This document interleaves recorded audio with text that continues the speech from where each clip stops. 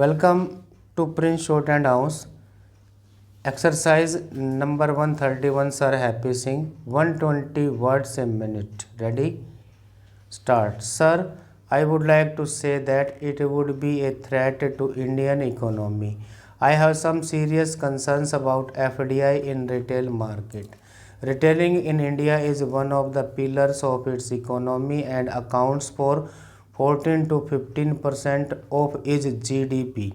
FDI would make a serious impact on the livelihood of retailers. That is why the announcement of FDI itself sparked agitations nationwide. This makes our country an investment paradise for huge retail chain owners. Our own retailers find it difficult to survive. Foreign direct investment into Indian markets, mainly the retail sector, is an anti-farmer and anti-public decision. Since it is against the interest of the farming community, I oppose the proposal completely. This policy will only help the multinational companies. There have been initiatives in the retail sector relating to agricultural products, but so far farmers have not gained much from it. There is an urgent need to reach out to the small farmers and artisan groups so that they are encouraged to produce more, as well as to ensure there is no wastage.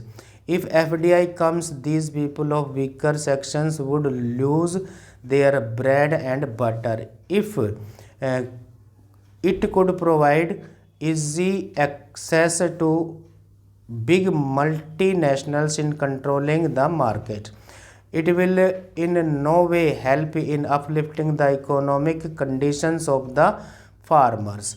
The government's assurance of benefiting the masses with FDI is just an eye wash, and it will help establishing the foreign companies in India. Studies have shown in the US and Europe that despite the boom in the retail sector and growth of the food processing industry, the agricultural sector is one of the biggest recipients of subsidy by the government. For instance, in the 2008 Farm Bill in the US, the government had provided a farm subsidy of $308 billion. There would not have been a need to provide such a huge subsidy if the retail sector in that country been so successful. According to a study in the US before 1950, a farmer used to earn 70% on every dollar product that he sold, but after the retail revolution in 2005, this earning brought down to just 4%. Another factor is the monopoly of big brands on the Indian market.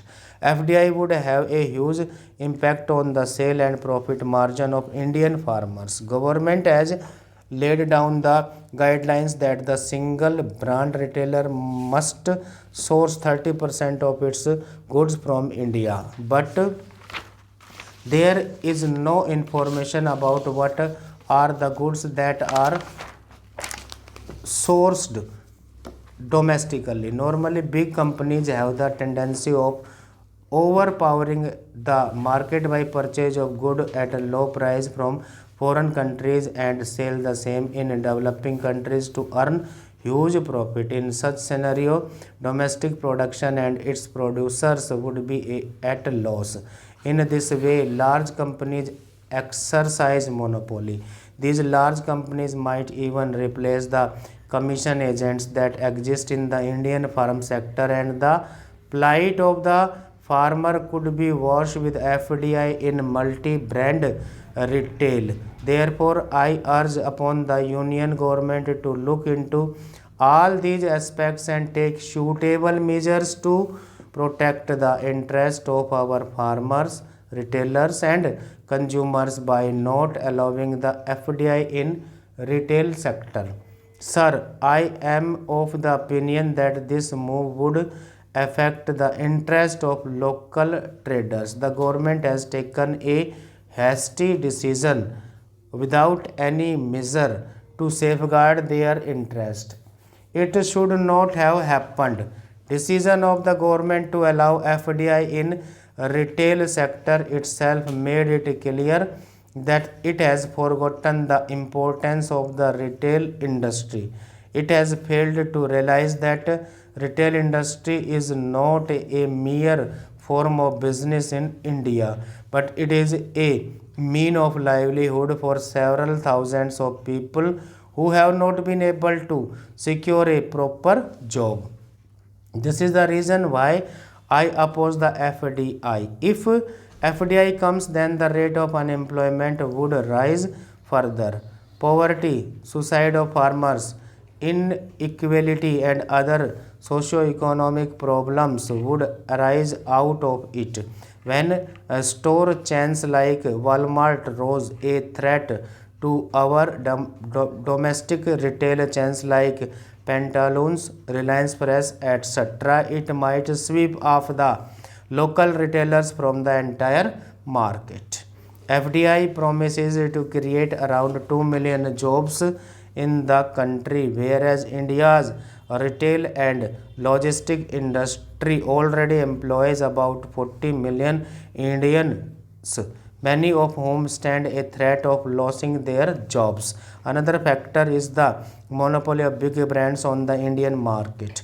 FDI would have a huge impact on the sale and profit margin of Indian farmers.